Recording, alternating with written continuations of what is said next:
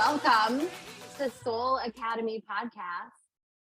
We are your hosts. I'm Kathryn. If you haven't met me or you aren't familiar with me, and you all know Larissa Martincic.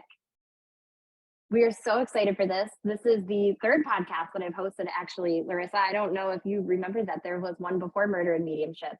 And I just finished with that, basically. I was getting ready to start another podcast and make a transition into the self-care and the healing world. And Larissa was like, no, you're not doing it alone. Let's go. Yeah. I actually feel that sometimes as spiritual coaches and mentors and healers, we tend to work in isolation, and that can be a lonely thing. And for me, I don't want to be in a place where I'm creating and not communicating. So what people don't know is Kathryn and I have been friends for several years, and we have the same personal year energy in numerology. So we're both on a year 3, which is the year of the communicator and the expressive soul. So there is no coincidence that we are launching this podcast right now at this time. And we're also launching it in April, which is the rebirth of becoming an inspirational teacher to the world. So everything has been planned out, and I think it's going to be super exciting. And Soul Academy is really for every single person to come in and really just feel a place where they can grow, where they can find a place where they can grow. Right, Kathryn? Absolutely, with safety. And that's something we were talking about before deciding to officially go forward with this and create the show together, was the experience of, like, Larissa, most of your followers know. And if you're new to Larissa and you're finding this through my work, Larissa lost her mom just over a year ago. Yeah, this summer will be 2 years. Yeah, and that, like, being beside you through that experience and through that grief, and watching how heavy and dark and just weighed down that you were for such a long time, and knowing you prior to that experience, it kind of, like, it reminds me of what we all go through when we begin to experience our spiritual awakening. And a lot of people assume that it's always this big, like, woo-woo experience where you're, like, seeing spirit and you're connecting to, like, ghosts, and you have, like, flashes of light, and everything's about fairies and the mythological stuff and the numbers and the moon cycles and all of this stuff. And it's great. That's all part of it. But it doesn't have to necessarily be. And I think that's part of what we talked about, is creating the space for people to understand their spiritual awakening as a growth journey as well, not just all woo-woo. We love the woo-woo, but it's not all woo. There's a lot of intuitive experiences that carry us through our daily lives that really play into, that are a part of our spiritual awakening, and that really shift the energy for us. And I don't know, would you say that was kind of, losing your mom was part of, like, a second or a third spiritual awakening for you? So losing my mother was definitely like my third spiritual awakening. And I have to say, I did not grieve with grace at all. I did not give myself any type of grace to grieve. I was very hard on myself. And I don't think I grieved in a way that allowed the grief process to move through me. It kind of made me stuck. And, everything about what I've learned and what I try to embody and what I try to teach is making spirituality simple. We all live very busy lives. We all have, relationship problems. We all have difficulties with our jobs, careers, home life, children, whatever it may be, identity. Spirituality shouldn't be one more thing that you add to your plate, because at this point in life, we are not full plates. We have buffets. Like, everyone here is overloaded, and it's very hard to tell someone, well, you need to do this at 8 o'clock, then you need to do your journal, then you need to do your affirmation. And I have ADHD. I need to do things in the moment. I need to do things when I feel it, and I have to make my life simple. So spirituality made simple is the concept of this podcast, and how you can apply all these tools and these teachings to your spiritual tool belt. And what happened to me, going back to your question about the grief, I did not make grief simple. I made it very difficult. But because I am around so many amazing spiritual healers, and I have dived deep, I dove deep into this, I was able to discover a new set of tools. And with that new set of tools, it awakened me and it evolved me on my journey. Yes, it taught me many lessons, that no journey is without the thorns. No journey is without the darkness. But with every darkness, there's this great shedding of the old soul, where you're going to have this transformation into emerging into a newer version of who you are. So I am still Larissa, who has lost her mother, but I am a newer version of that soul. I am more aligned. I am more enlightened. And I think that that is the misconception about spirituality, that you're going to stay here. You're going to find this space and you're just going to be skipping and roses and rainbows every single day. But it's not. There's peaks, there's valleys, there's lows, there's real turmoil and real desperation. But every time you emerge more full. You come out of it more whole. Am I making sense? Absolutely. Spirituality made simple. It's so funny that you say that, because as you know, I teach intuitive development frequently. And one of the biggest things that I teach is stop complicating this. Yeah. If you're having trouble connecting, get quiet. If you're having trouble connecting, go outside. It's not about all of these big productions to connect with your guides and make everything just in alignment while you ground under the tree and the moon and the rain on the third Monday of the month and that kind of thing, right? It's literally about tuning in to yourself and listening. And that spiritual journey, that spirituality is supposed to be a place of support, whether that is God, your higher self, the universe, whatever wisdom you give that over to. It's supposed to be support. It's not supposed to be another thing on your plate or your buffet. I love that you said that, because you're so right. It is. Well, it's a buffet. you know what it is too? You mentioned about these rituals, and I love my spiritual rituals, but I have a problem with it. There's a whole side of spirituality that nobody wants to talk about. Don't tell me if you're living your life in a low level energy, negative mindset, fear-based mentality, if you are critical of yourself, super sensitive, you're overthinking, overanalyzing, and you're judging other people 20 days of the month, when that comes to that new moon or that full moon and you think you're going to do a ritual to clear you, it's sloppy spirituality. Because can we get a phrase, sloppy spirituality? Because you cannot tell me that if you do this one thing, poof, it's all going to go and be amazing. These rituals, these energetic days, these portals, these universal synchronicities, these eclipses, these moments of where God force is coming in and saying, come on, we're giving you that push. It only enhances what you do every single day of your freaking life. Yep. So, and I just, on one of my latest episodes of Murder and Mediumship, by the time this comes out, there will be no more episodes of that. But on one of the latest ones, I talked about how if you're spreading this idea of peace, love, light, and all these things, and you get cut off in traffic or someone offends you and you rip their freaking faces off, you're not embodying that. It's not to say you can't be a little bit of a bitch sometimes, duh. It's peaks and valleys. You just said it. But generally speaking, you should be meeting all of the things with grace and love that you possibly can. And I know I've heard you road rage. Well, okay. So I think it also depends on where you live. I live in New York, in the city, and it is really hard, but I bless you as I curse you. So I'm like, all right, go ahead. Have a great day, bitch. The day you deserve, right?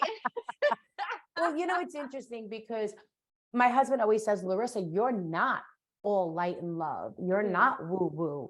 And I think that was what made it very hard for me to fit in to this spiritual space, because I had this vision or this image of what I thought a spiritual healer, a psychic, a medium, an energy worker looked like, and it didn't match my day-to-day life.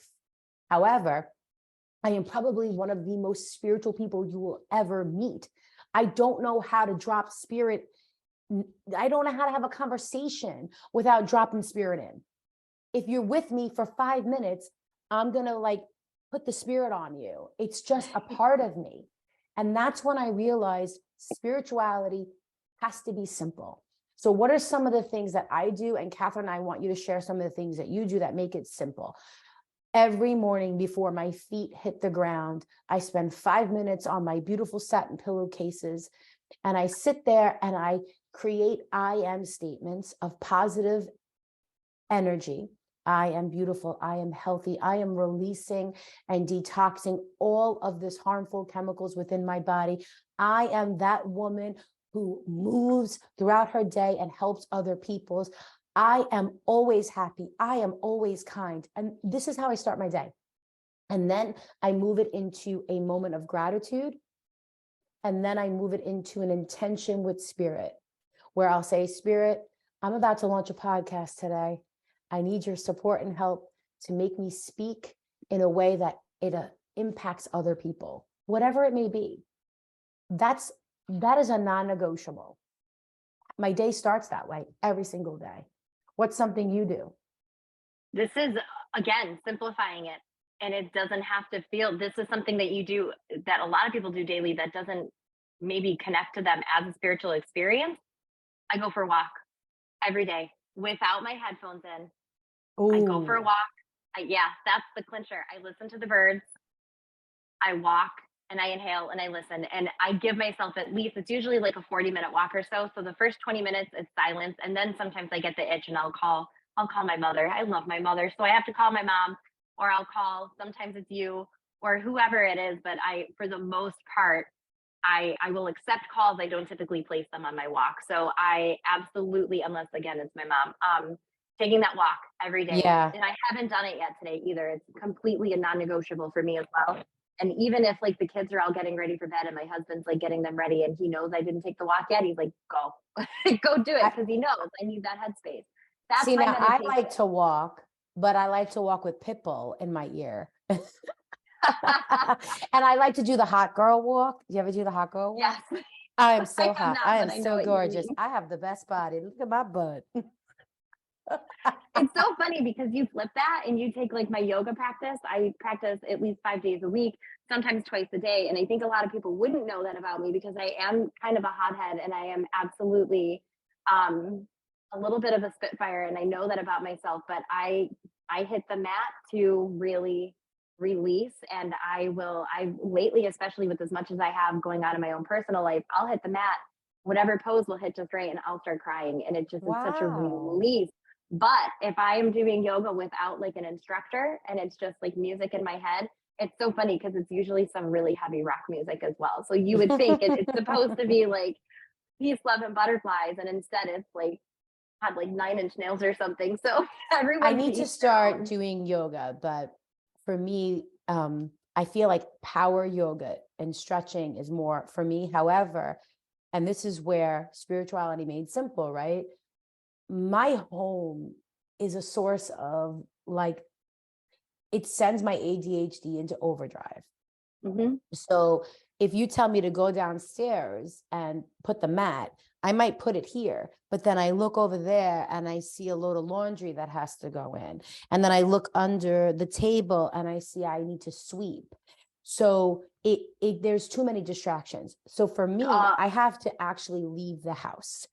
I get that. But I think that's something you can actually actively work on because I was the same way. I would never work out unless I could go to the gym. And now I'm 3 kids in with a husband who deploys all the time. And I get my workouts in at home. And my yoga practice, I've lost 12 pounds in the last 3 months, which I realize doesn't sound like a lot, but I've That's also a lot. You're tiny. Span, but I've also I think I gained 2 pounds from you.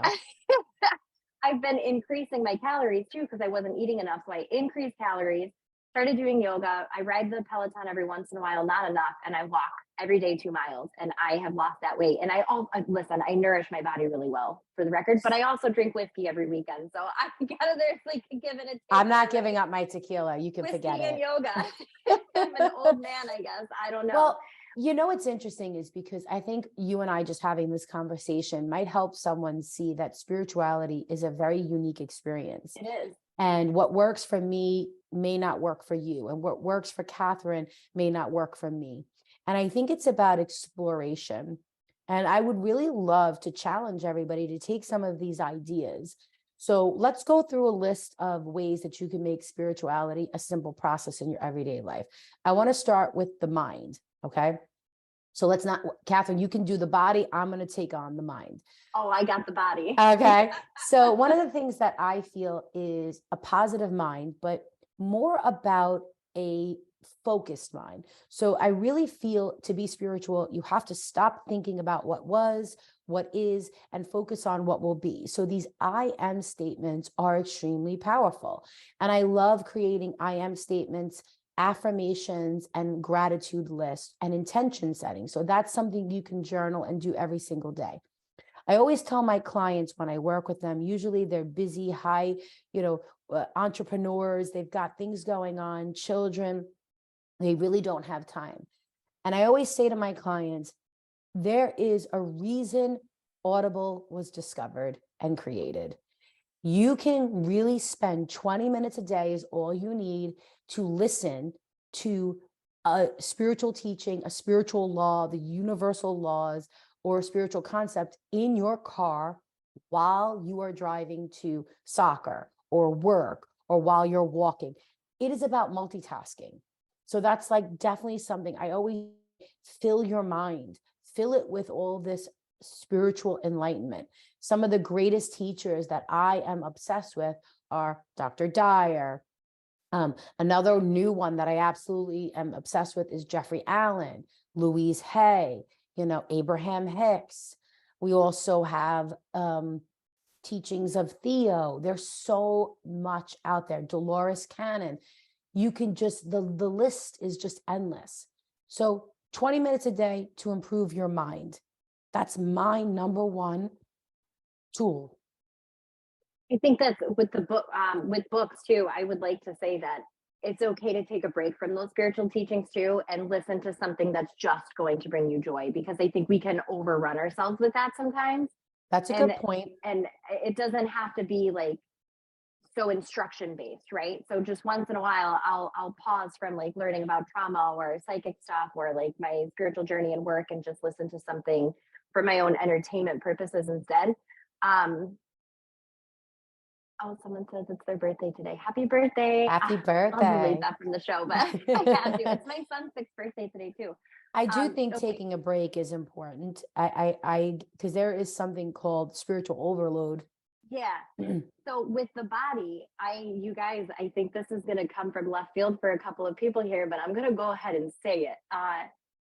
I worked with a coach about a year and a half ago, who introduced me. I know what you're going to say.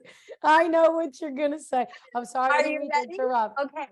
I know, interrupt, because I know, like, you see my face right now. Listen, we had this practice where I was supposed to teach myself to receive, right, with my physical body. And what's one way that we receive with our physical body?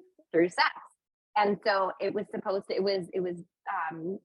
said to me, like, try to have at least 4 orgasms a week. Like, if you can do it every day, that would be great. I'm like, look, I've been in and out of tough spots in my marriage. I'm not saying that I had sex with my husband every single night. Okay. I'm saying you can have your orgasms with or without another person. Okay. And well, according to Linda, my mother, says that the key to a happy marriage is 3 times a week minimum. And then when I was old enough to realize what that actually meant, I was like, no wonder my daddy's a happy son of a bitch. So even if you're thinking like, I'm not in a great relationship or I don't have a partner at all or whatever, I'm so sorry. It's time to get a little bit more in touch with your body. And I realize there is a lot that can go into that statement. There's a lot of traumas. There's a lot of like different things that other people carry. As someone who heard this sentence spoke to me and was like, okay, I'm a hair away from Amish at the time. It took a lot for me to really like embrace that idea, but I am telling you, you will walk differently. You will experience life differently when you allow yourself that pleasure and give yourself permission to have it. If you have trouble receiving, give yourself permission to physically have that orgasm, and you will be surprised what one really big deep breath and a little bit of woo-woo time, not woo-woo, hey, woo-woos for psychic and stuff, right? The hey is in the bedroom. It'll help. And it helps you connect to spirit better too, just saying. You are correct. And there's also a belief system that our ability to receive financial and material abundance is tied directly to your ability to receive sexual pleasure and I can to attest to have this. that sexual energy. And it's also breath work and tantric Mhm. touch. So you can actually have these type of experiences without actually physically being in the act of penetration or having a sexual experience. Okay. I said Right? sex, throw penetration in there. Like, what is this now? Are we gonna get, I don't know.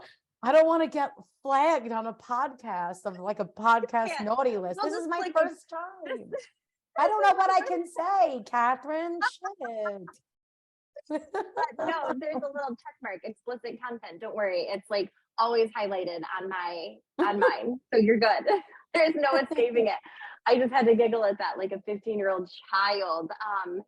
So yeah, I think that as far as the body goes, that is one of my favorite tips, because it's more fun than the others. So I like to lead with that. So now I have a question for you. It is fair to say that you, myself, and all of our viewers are here because they are currently on a spiritual journey, having a spiritual awakening, or have had a spiritual awakening, and now they might be in the dark night of the soul, or they might be moving to a higher awakening to the different levels of consciousness, right? One of the things that I have become really aware of is the levels of consciousness, where that first level, it's all about the self. It's all about me, what do I want out of life, my accolades, my achievement, the money. And then there's this level of martyr syndrome. Why me? Why me? But then you become a creator. Oh, I can manifest. Oh, I can create. Oh, I can do this. But I think the highest level of consciousness is when you understand that you are consciousness as you are, and that you don't have to do anything. It's about being and becoming consciousness, that we are the same energy that creates world, that we are directly tapped into a higher source. And I think that's where I'm at. And I think that's where you're at. And wherever our viewers are, there's no shame in it. But I think it's about evolving to this really like Do you highest stage. do But you there's feel like some, you stay there, or do you feel like you can ebb and flow? I constantly ebb and flow. And I think that's why I get so pissed off, because you know Yeah. what? This is what I realized. This is what I realized during my really dark night of the soul, is that I was so pissed because you know what? When you have achieved clarity, it really sucks and it hurts a hell of a lot more when you are out of alignment, because you have experienced the other side. And I think what happened to me was I was so aware of the disconnect that it threw me into this really dark place. And when I say dark place, I mean lonely, isolation, feeling separate from everyone, not wanting to do the things I enjoyed, borderline depression. Yeah. Because I was striving so hard to get back to that place of clarity instead of honoring the season of grief and honoring the season of solitude. You know, we have 4 seasons for a reason. You don't, winter can't come in and be gone in a week. It takes some time. So I think what people do not talk about in spirituality is that there's different seasons. Yeah. And what would you say your low season is? Like, how would you explain it? Because I want people on this podcast to understand that if they are in a season of grief, if they are in a season of sadness or loneliness, that we've been there. Yeah. So for me, it shows up as going very, very inward. Like to that, I start to self-analyze. I start to get self-deprecating, which I'm fortunate that I recognize it now. And when I see that start happening, I will force myself into certain situations that I know I don't want to, like socializing. Force myself to socialize. I will force myself to call a friend instead of just sitting there and being sad and like feeling pathetic. And I know I'm not pathetic, but it feels that way. It comes out for me as very like restrictive with my food. I start to get very like into my own headspace, and I don't want to take my walks. I don't want to do my yoga. I don't want to do anything other than lay under my dog and Wow. just exist. I don't want to eat. I don't want to play with my kids. And when I feel that coming, I recognize it now, and I feel like I can make it less intense by forcing myself to like be outside in the sun. Or just recently, a good friend of mine came back into my life at like the most perfect time to force me back out into like nature with the kids and having a good time, and like Mhm. letting me openly laugh and experience life from a really light perspective again. And I think it was just because like so much was happening that the universe was like, you need this lift right now, and we're going to give it to you, because I don't think you're going to be able to pull yourself out of this one on your own. And so it's my point there is that it's important to recognize who's being given to you and who is around you in order to help keep yourself up and out of it. It's spiritual awakenings can be heavy and scary, and they're not Well, all love, light, and butterflies. So finding that community is so important. And that community doesn't have to also be spiritual. They have to be supportive. I love Okay. that. I love that It's because huge. this was probably the longest spiritual low that I've had. Yeah. And because, and what I found was I was ignoring it, because that's what I do. When I'm in a dark place, I avoid. We'll deal with that later. Yeah. And I Same. keep myself busy. So I'm distracting myself. So I'm never really dealing with what I'm feeling. And TikTok was a great example of that. When I am in my lowest point, my ego takes over. The competitive Larissa comes out. The bull in the china shop who's got to get it done now, give it to me, kind of soul comes out, because I'm looking for external validation instead of going within, because Mhm. that's more scary to me. So what happened for me was TikTok became my greatest achievement, but it also became my greatest source of pain, because it was the thing that kept me from not dealing with my emotions. Mhm. And I'm going to tell everybody this. I was so busy going on TikTok live or making content, pumping out 5 videos to 7 videos a day. I didn't have time to cry Yeah. or to journal. And if it wasn't for you, Kathryn, I probably would have been still in that season of grief, because you really smacked me out of it. But I also think spirit smacked me out of it, Yeah. because spirit was showing me all the signs. And I knew better. Spirit was showing me the synchronization and the moments, and the every day I was pulling a card. Remember, take a break, take a pause, stop. I'm like, no, The deck is spirit, broken. Yeah. no, I'm going to ignore you. And what happened? Yes. I I think that, became bedridden.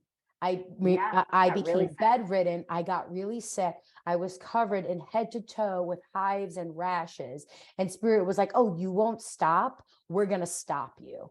And I am finally recovering from being an overdoer, an overachiever, and somebody who is not dealing with the current situation. So when I feel something, I 1000% listen. And I think that I have learned so much in this darkness that it is going to make me shine brighter, because I'm so much more aware of who Larissa is and who I am.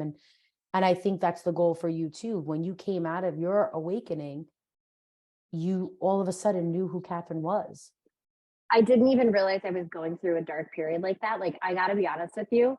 I'm only now realizing in April that the last like 7 or 8 months of my life, I was also in that dark space. I didn't know I was there. I thought I was just tired. And I'm going to be even a little bit more honest with you. Most of that realization is hitting me like a brick wall right the hell now in this moment. And I feel I had a couple people, like my hairstylist, a couple other people, they're like, "Oh my God, you were glowing. Like, you look so good. What are you doing differently? Like, what are you doing?" And I was like, "I'm choosing my happiness. Yeah. I'm choosing myself." You know, it's interesting because I feel such a connection to you, because we have the same energy in our numerology chart.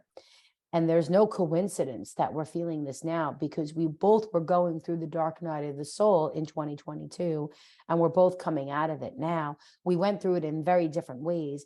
Yeah. And this particular month is a universal month of an inspirational teacher of an 11-2, but it's also the same energy for us on a personal level. So Yeah. we're feeling it universally and we're feeling it personally.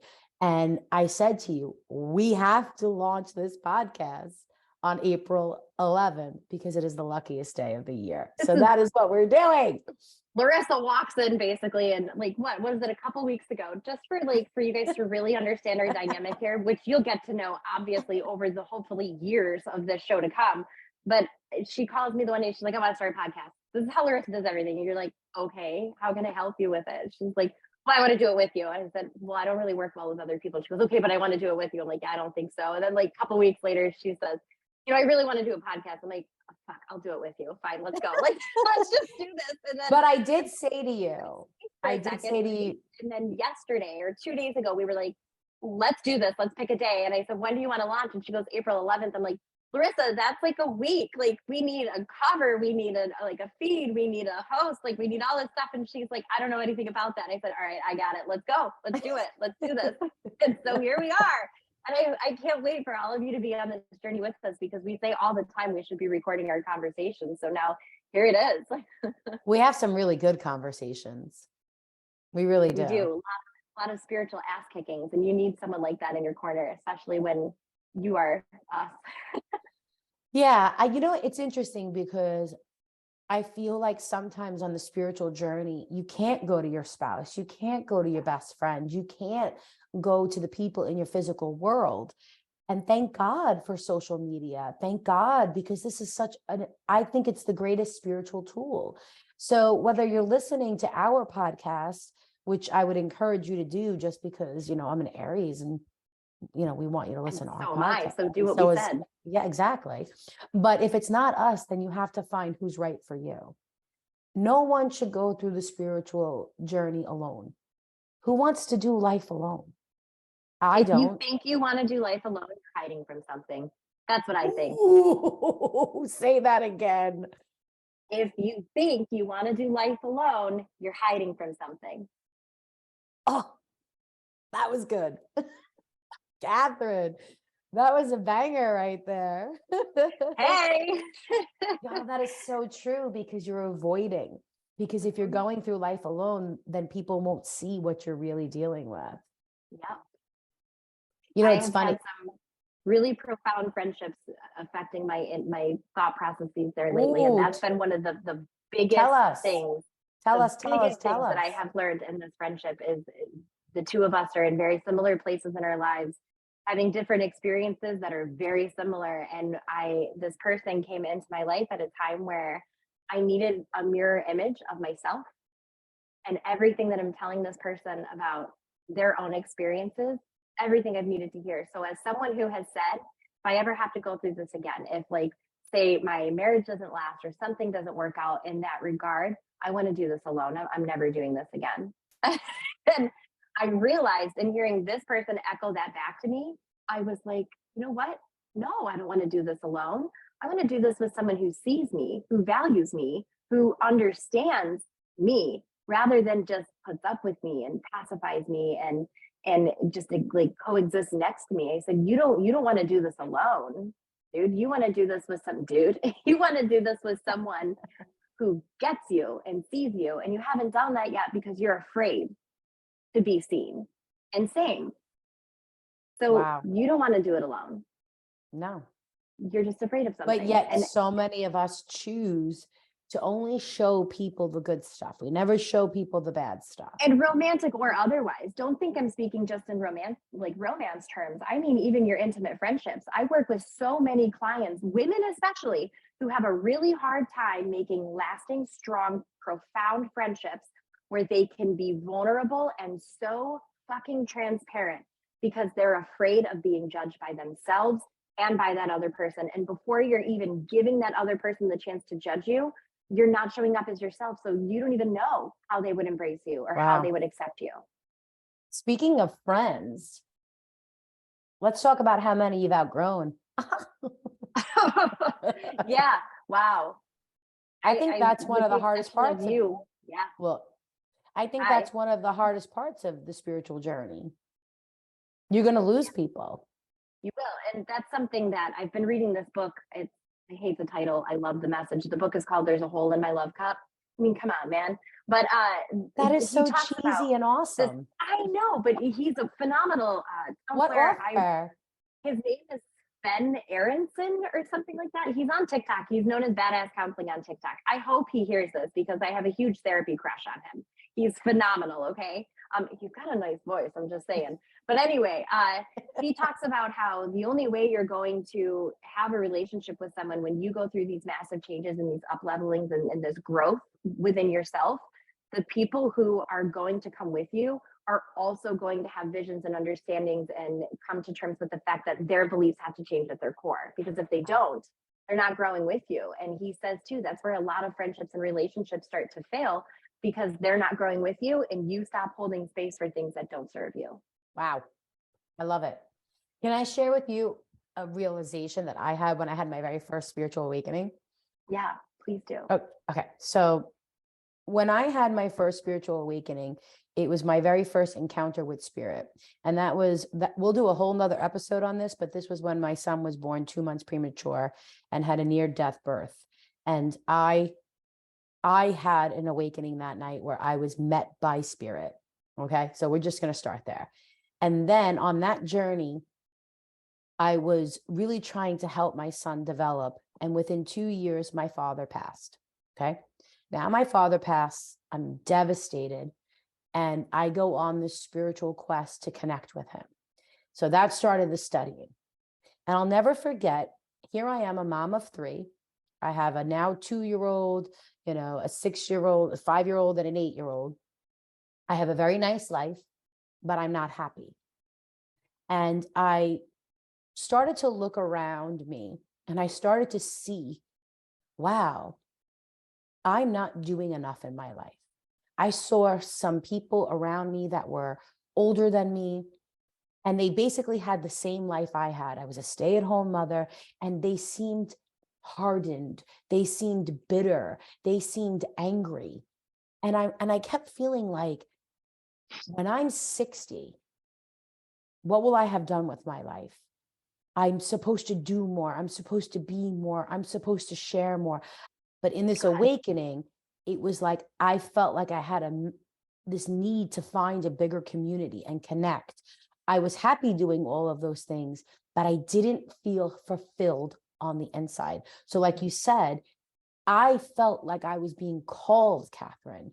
I felt like I was being called to do more, be more, but I had no clue what that was. I had no clue what that even looked like, but I knew that it involved teaching. I knew it involved serving, and I knew it involved the spiritual path. So I became Reiki certified. I became an energy. I did all these things.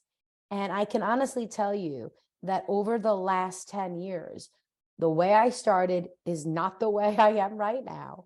Everything was needed. Everything was there for a reason and a season, and it taught me valuable lessons. And I think if I could offer anybody advice on the spiritual journey, is that the way you start is not the way you're going to end up. And to give yourself grace through these seasons of evolving and growing and allowing yourself to make spirituality a part of your everyday existence. That's what worked for me. And it's not going to, it's like, it goes back to that idea of you can't have it all figured out before you get started, because like you just said, you're a landslide away from where you were. Like right now, I started my business in 2019, reading professionally for people. And I can't even tell you how different that looks for me now versus the work that I'm doing, which is more in the realm of uplifting women and helping them find their voices again and empower themselves, and working with domestic violence survivors and trauma patients, and like stuff that is so much deeper than what I perceived a general reading to be about, connecting to someone's grandma and wanting to know if like your marriage is going to last. Like that was the typical. But now once I realized I had this entrance into what's really driving people and what's really keeping them in pain, I realized I can also intuitively help them walk out of that pain and heal. And so in the beginning of this, I thought, well, I'm just going to make some money and I'm going to get to quit my table waiting job and really help people. And this is going to make me feel more fulfilled. And I was right. But I had no idea that at that point, this is where I would be years down the road, helping in a way that I like receiving messages about the experiences that people have had, or reunifying with like their children that they haven't been in like contact with, and like really making these profound healing leaps in their own lives because I chose to show up one day, I love it. because we found each other. And I think like if anyone's, I say this because if anyone's on the fence thinking like I'm not good enough, or I can't do this, or I don't know what my spiritual awakening is leading me to, you don't have to know right now. You don't have to know, which as a control freak, a recovering control freak, that's really difficult to understand. And it's really difficult to grasp. And Larissa, I know I've said it to you 1,000 times, like, stop trying to figure it out, just let it happen. And you're I like, I don't even know know. what that means. Well, Because it's hard to let it go. it's hard. It's hard to let it go. And I think there's a difference between having goals and vision, and like having a goal, excuse me. I think there's a big difference between having wants, needs, goals, ambitions, and then holding this place for a vision to emerge. Yeah. And, you know, when I started my social media journey, I started it way before TikTok. But when I pushed that button on TikTok, I knew that this is the place that Larissa, the intuitive, Larissa, the psychic, the spiritual teacher, the numerologist, was about to take shape. Because for the first time in my life, I was able to show up as this person without expectations of who I was in the past, or, you know, what I looked like, or friendships I had. I started fresh. I knew my TikTok was going to be successful, but I had no idea what it would look like 3 years later, how I've grown, the people that I have met, the conversations, the community. You guys, all of you have saved me through some of my darkest times. And I always say this, and my husband says, you know, Larissa, you're really good at showing people who you are on TikTok, the whole you. Because if I'm going to show you the good, I have to show you the bad. I put my face on social media when I looked like an alien, because I wanted to show people that it's not all roses and rainbows, that even your teachers, your guides, your spiritual psychics, we struggle. We are human. We are spiritual souls having a human experience, and we cannot avoid all of the human experience. Okay? You just can't. You can't cherry pick. I'll take a little of this, a little of that. I definitely don't want that. But the difference is, as a spiritual evolved soul, you have armed yourself with tools and resources that are connected to higher consciousness, so that you can move through these situations and circumstances with more ease, joy, flow, and alignment. And I think that is why it is so important for every single person listening to understand you are a spiritual being having a human experience, and this is your spiritual journey. So you better wake up to it. Simple as that. And this is your spiritual community. So welcome. Yes. You can't escape us. We'll find you. You can't escape us. We're here for you. And I just want to say before we wrap this up, because we've been on for an hour, if you come across Kathryn or myself and you met us in person, this is exactly what you would get. Yeah. You would. Yes. Yes. And 100%. Yes. And I just want to say that because this is who we are. And I want you all to know that if anyone messages you or DMs you and says, oh, you'd like a reading, or, oh, I'm feeling some negative energy, Kathryn and I are probably two of the most ethical and authentic creators here, where we would never do that. That's not professional. Also, I don't even have time to like finish sending a text. Most of them are usually unfinished in my inbox still. So it's definitely not me in your DMs ever. Also, if I call you love and I don't know you from a really sarcastic standpoint, you can bet your ass that's not me either. Because if I really love you, I'm going to say, hey, asshole, I got to talk to you. What's up, bitch? Exactly. So Kathryn, can I leave us with a challenge for the April energy? Let's do this. You guys, this is episode 1 of a really fucking powerful journey that we're on together. I'm so excited for this. Woo! Leave So us with a challenge. Yes. So April is all about encouraging you to step into your spiritual awareness, your spiritual power, your spiritual guides and connection. It is all about spiritual enlightenment. So I want you to think of what I just said before about transforming from being a goal-oriented person into setting a vision for the future soul. And I want you to look at how you're going to incorporate your spiritual practices in a simple way every single day. Start with one thing. We gave you a laundry list of ideas, but also surrendering, like Kathryn said, that you are on this journey. You are surrendering to the outcome, that it's okay to embark on this journey without knowing, right, what it looks like. And allow yourself to be an open channel to be guided and co-create with spirit.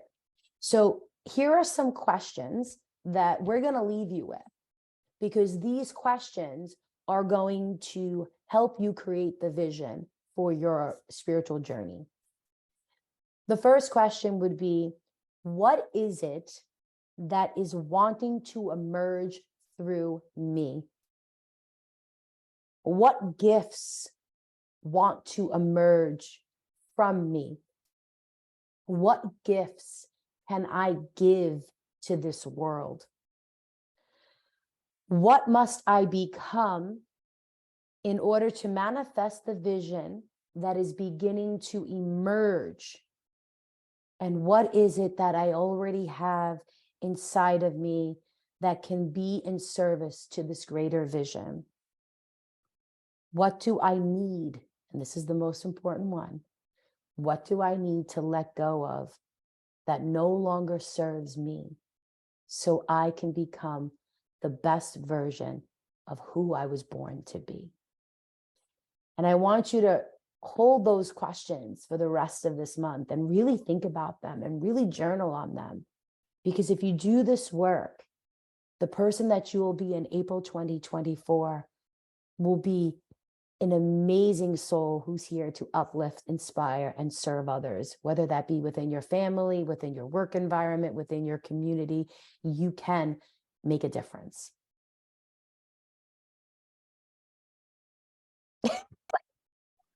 Okay. Guys, thank you so much for being here in episode 1. If you're watching live on TikTok, we're going to try to probably be live doing this all the time. We'll figure it out. So thanks for riding through the glitches on this first episode. And you can see this on YouTube. You can check us out on iTunes, Spotify, all the places that you find podcasts, and you know where to find us on our own private social media platforms. If you don't, always check the show notes down below each episode, because I will have it posted there for you. Thank you so much for being here with us today. And we can't wait to hear what you thought about our first episode and see all of you coming back again for the rest of our forever of this show. Bye, everybody. Bye.